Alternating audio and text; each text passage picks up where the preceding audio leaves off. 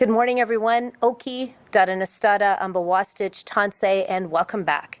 Joining me this morning is City of Calgary Infrastructure Services General Manager Michael Thompson, who will be speaking in a few minutes, and we are also joined by Director Francois Bouchard. I want to start by thanking all Calgarians and all folks in Airdrie, Strathmore, Tsuut'ina Nation, and Chestermere for continuing to do your part in following the outdoor water restrictions as we here at the city work to fully restore water flow since the original water feeder main broke on the 5th of June. We shared some good news about 2 weeks ago that indoor water use could return to normal. And since then, I've had a chance to connect with many of you at community events. It was an opportunity to hear directly from you what had happened in the last little while in your lives. So many of you were saying that you were happy to have done your part to save water, and you were grateful that I was able to plainly explain what had happened, why we needed to better care for our aging infrastructure, and the plan that I laid out to get us there, which included an independent incident review and strengthening of the budget to ensure that this does not happen again. However, as we moved into the second week of July and the rain disappeared and we were hit with a mighty heat wave, your understanding very quickly shifted to concern. I heard emotion in your voices. Many of you expressed frustration over what you perceived as lack of communication, the uncertainty about why it was taking so long to lift these restrictions, and what the risks were that we kept warning you about. And what could you actually do in stage 2 that you couldn't do in stage 3? When could you use a hose to water your garden or your lawn? When could irrigation companies get back to regular service? These were all important questions. I heard you. I had many of your concerns, and I took those forward to the team that was working on restoring water flow.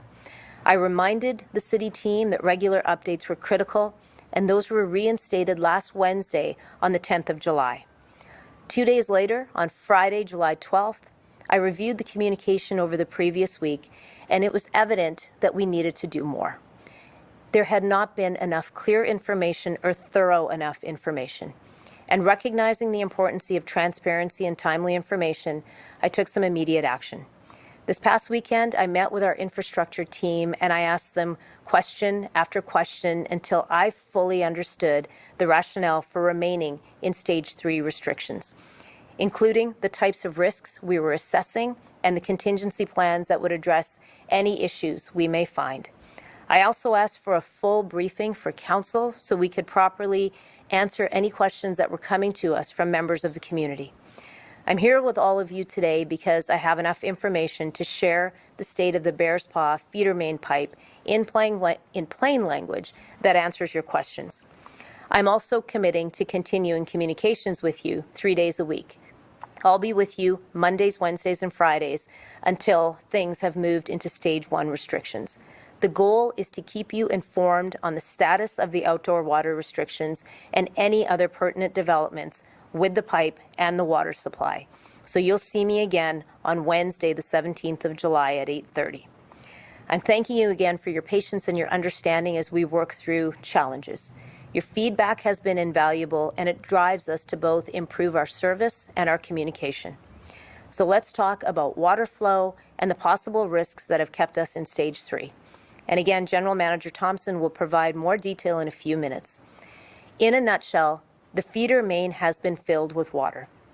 And the caution that we are exercising right now is the speed at which we flow water through the pipe.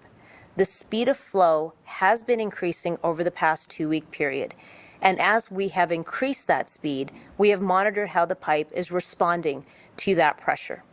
And because things are looking good at the moment, with only one pump turned on at the Bears Paw plant, the plan is to turn one more pump on midday today to increase the speed at which water can flow. The water operations team will be using acoustic monitoring, and they will be carefully watching pressure increases over the next 72 hours. If there are no issues, it is possible that more information about moving to stage 2 will be available on Thursday. I understand that not being able to water your gardens or your lawns more frequently can be a concern for you, but let me be clear about why we need you to hang on a bit longer. I cannot stress enough that the next 72 hours are critical to understand how the pipe is responding to speed of flow. Turning on an additional pump means that pressure has to be carefully monitored, ensuring that we can identify any issues that may exist.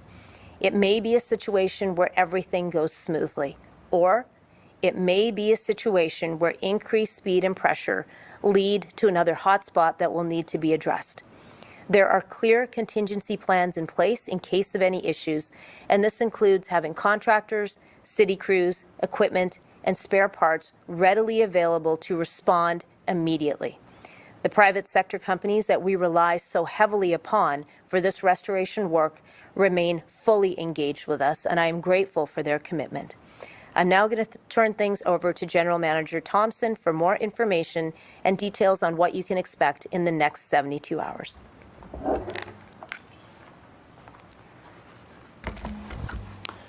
Good morning.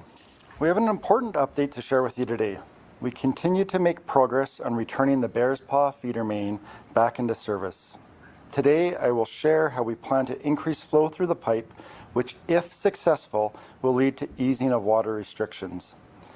And as we've heard that the public wanted more information following the conclusion of our 2 o'clock media availabilities on July 6th. I apologize for any lack of information. Last week, we restarted our daily updates, either through live streams or media availabilities, to ensure we keep you posted as we move through this situation. On June 5th, we had a catastrophic break in the feeder main. This break was unexpected and severely limited our ability to move water from Bears Paw water treatment plant through the city.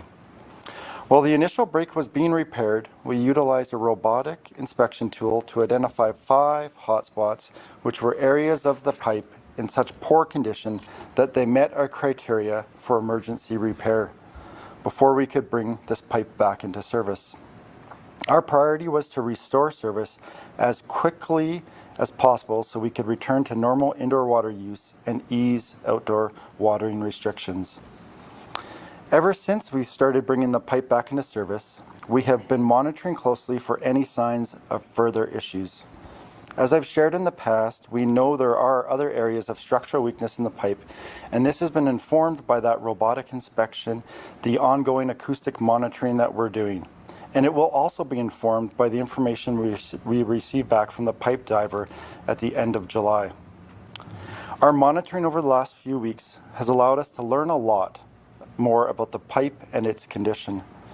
As we have carefully increased the pressure and flow in the pipe, we have been monitoring how it has been reacting. We have been measuring the pressure at various points along the pipe, and using acoustic monitoring devices, we've been listening for snaps in the wires that coil around 350 times each 16-foot long segment of pipe. We're particularly focused on wire snaps in the area stretching from where the initial rupture happened to where the repair work was completed. We're not concerned about the sections that were just repaired, but we are watching other sections of the pipe in this stretch. Since we've brought the pipe back into service, we've detected 3 new wire snaps in various locations. To be clear, this does not mean we need to repair or replace these sections of pipe in an emergency manner, but it does mean that we need to be measured and thoughtful in how we proceed. We know people are eager to have outdoor watering restrictions lifted. The key to doing this is increasing the flow of water through the feeder main. The pipe is full of water right now, but it is not moving as quickly as it usually does. By using pumps to increase the speed of the water flow, we will increase the amount of water we can supply to you each day. Right now, we are at stage 3 restrictions. This is because the flow of water through the pipe is only at 55% of normal. At this flow rate, we need stage 3 restrictions in place to make sure that water demand doesn't exceed what we are able to supply. This chart shows how much flow we need in order to move to each stage of restrictions. As you can see, we need a 70% flow to be able to move to stage 1 and stage 2 restrictions, and then a 75% flow to be able to ease all outdoor watering restrictions. Increasing the water flow creates pressure in the pipe, and that in turn can cause stress on the pipe wall. This means that there is risk. After carefully monitoring and analysis, we've decided that we are ready to take a calculated risk to increase the flow. And starting today, we will turn on an additional pump at the Bears Paw water treatment plant, which will increase the flow through the pipe. If all goes well, after we turn on the additional pump, we will be at a 70% flow, which will move us to stage 2 outdoor water restrictions on Thursday. If things continue to go well, we would then look to move to stage 1 outdoor restrictions on Monday, July 22nd. And if we get to stage 1 restrictions and the pipe is operating as expected, we will once again increase the flow through the pipe, which will allow us to remove all restrictions. Like you, we want to lift as many restrictions as we can. Our move today is trying to strike a balance. We're managing the risk between increased water flow, which will help lessen water restrictions, and the pipe's overall stability. One of the risks as we proceed is that we could detect signs of trouble, like additional wire snaps, that may mean we have to stop increasing the flow through the pipe. This could result in a situation where we have to stay in some form of outdoor water restrictions. There's also a risk that we could have an additional failure in the pipe as we increase the flow. Given what we have heard, what we've just all been through, this may be a little alarming to hear. This is part of our calculated risk decision.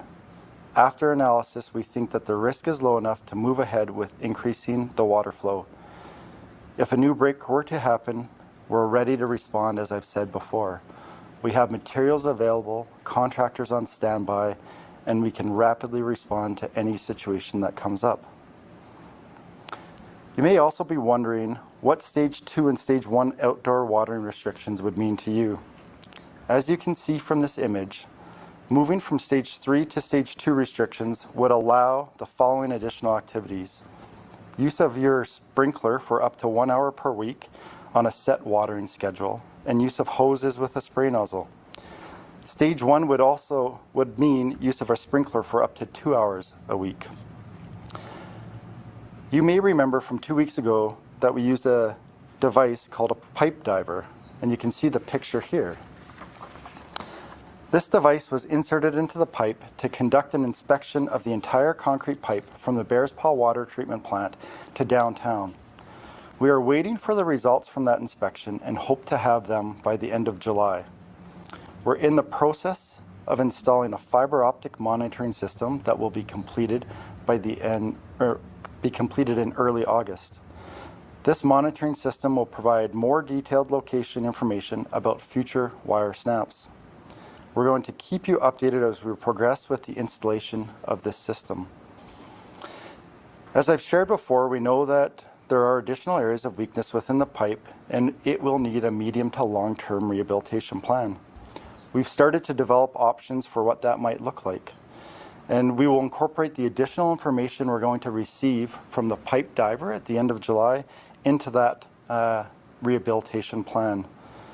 Some options that we're looking in that plan include placing a liner inside the existing pipe, replacing additional segments of pipe which have lower structural capacity due to wire snaps, reinforcing exterior segments of the pipe, or installing a new pipe altogether.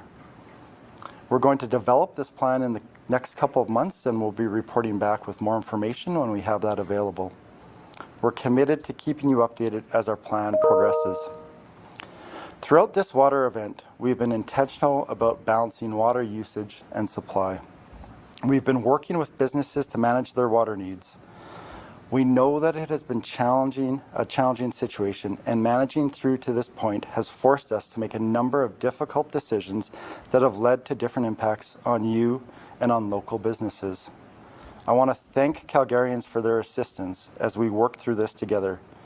We hope that by giving you a clear picture of our next steps and timing, you have some clarity for what the coming weeks will look like. As I've said before, we're not out of the woods yet. As we move to ease restrictions over the next 2 weeks, we will keep you updated as to our progress and any setbacks we might experience. We'll continue to provide you with daily updates, whether it's through our 2 p.m. live stream or media availabilities. But note, we will not have a 2 p.m. live stream today because of this media availability. As always, I would like to thank you for your continued support. We know that this has been a difficult situation, and we appreciate how you've come together to implement different water conservation measures throughout this situation. Each of your individual actions has helped the entire community. Thank you. Thank you very much, Michael. You can now clearly see why we are in an important period of our water restoration work. This is why we remain in Stage 3 restrictions. I am committed to making sure that all of you continue to receive regular information, and the Water Services team is committed to the same, and we continue to work closely with our third-party experts. At the same time that we are in this restoration phase, I know that Calgarians want and deserve answers to what went wrong and how we landed here. I called for a comprehensive third-party review of this incident, which I expect to cover exactly what happened to the pipe, to review the city's response to the water crisis, as well as the steps that were taken to fix the problem.